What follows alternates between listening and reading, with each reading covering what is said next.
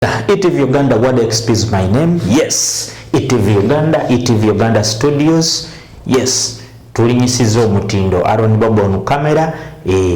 Mwebale nnyo okutulaba, mwebale nnyo okutugoberera. Yonna gy'osinzira okutulaba oli w'amaanyi gwatufudde kye tuli.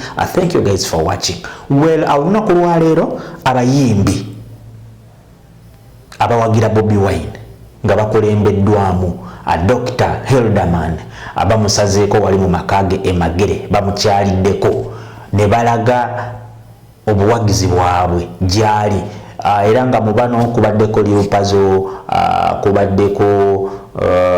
kubaddeko Ziza Bafana waliwo oluyimba olupya olwa People Power lwe bayimba bonna abapya abayimbi bonna ababalulimu balubaddemu era nga bo basisinkanye Bobi Wine ne bamugamba taata ffe tuzze kulaga buwagizi bwaffe tugenda kuwagira tuli naawe newankubadde bano ba Ronald Mayinja bagenze bano bagundi bagenze bonna abo bazze ne bakusudiya ba Jennifer Furufiga ne babala ebyabwe ne bagenda nefe we tuli taata tuzze kukakasa nti 2021 tuli naawe era yensonga lwaki twakuyimbidde ne kana akayimba wano Bobi Wine wasinzidde n'abagamba nti ye talina buzibu n'abantu bonna ayaniriza abantu bonna era n'abategeeza nti tebamusiba ekiwaani ng'ekya Ronald Mayinja tebamusiba ekiwaani ng'ekya Jennifer Furufiga tebamusiba ekiwaani ng'ekyabalala bonna ba Bosnikyo team omuyimbi omumanyi bulungi oyo okuva eggulu bangi babadde ba People Power naye nga bazze basala eddiiro mpola mpola oluvannyuma lw'okukyalako essayidi eri ensawo ndowooza ne bazitereezaamu ne bagamba no we can no longer be with Bobi Wine. So ye embeera eriwo embeera eno wejjidde nga tutunuulira 2021 buli omu atunuulidde akalulu 2021 Bobi Wine yalangirira dda agenda kwesimbawo era okuva lwe yalangirira ebintu bingi bize bibaawo takyayimba bamugaana okuyimba bingi nyo bigenda mu maaso. Okay, 2021 tugenda kubanga tulonda campaign zigenda tandika ndowooza mu gwa 8 gwa 9 so bantu bangi bagenda kwesimbawo Bobi Wine. President Museveni yalangira dda akomawo Nobert Mao wa DP naye agamba ajja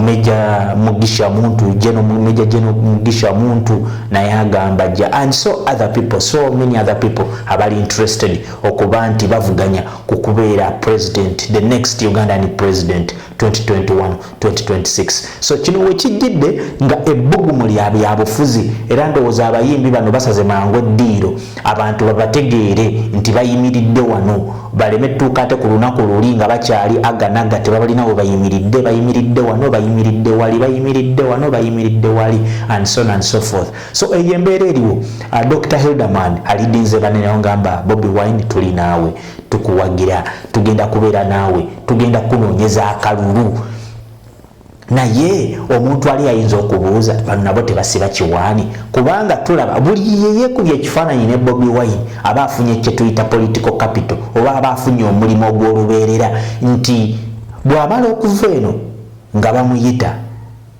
mu State House okitegeera ate mu bimanyi ebibeera yeeyo omuntu olumugamba kino ng'akyuka something of the kind nga bw'omanyi nti abasinga embeera yaabwe ey'ebyenfuna teyimiridde nnyo era nga obweraliikirivu obuliwo naffe tuyinza okubeera nabo nti abayimbi abasinga basinkanye Bobi Wine olunaku olwaleero ne bamugamba bamuwagira be bayimbi tuyinza okugamba nti tebalina hit tebalina nnyimba zitambula tebalina kitambula so tuyinza okugamba nti abamu oba abaagala kuza okusamiziko kaliya yaabwe abamu babadde bagudde Bafana tubadde tukyamuwulira newankubadde towards the end of last year abadde agezaako okukola comeback okitegeera so Hilderman ye takyafulumya music mupya music w'omukadde yalina omukisa nti music w'omukadde still yasigala mu bantu ne bwaluyimba abeera nga eyalufulumiza olunaku lw'eggulu so osobola okuteekawo comment yo about these musicians bali just opportunistic banoonya kufuna mu Bobi Wine oba bazze kuwagira Bobi Wine kuba president.